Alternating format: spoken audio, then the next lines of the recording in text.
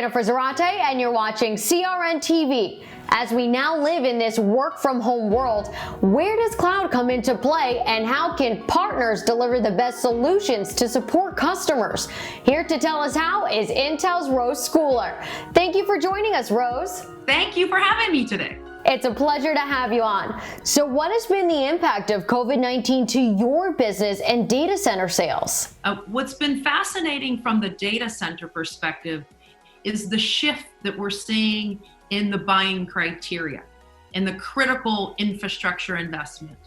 So if an IT department may have had a list of priorities for 2020, they have now shifted that focus to whatever it takes to maintain business continuity.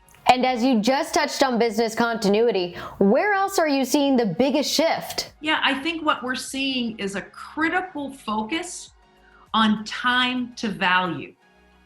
And what does that mean? Time to value is how quickly can I get access to a service or capability for my students or my employees or my patients. So what does that mean for an enterprise? In the case of Intel, we needed 100,000 VPN connections available to support our workforce. Which, do you do that internally? Or do you use what's available from a public cloud service provider to quickly achieve that value?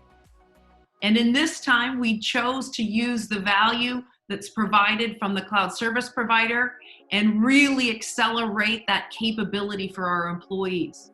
So for the VPN solution, what could have taken a couple months actually took a few days. Tell us more about X from Home and where has that driven opportunities for both Intel and its partners? So I think if we think through each of those scenarios, work from home, what can we do in terms of standing up quick connectivity, as we alluded to, and learning from home?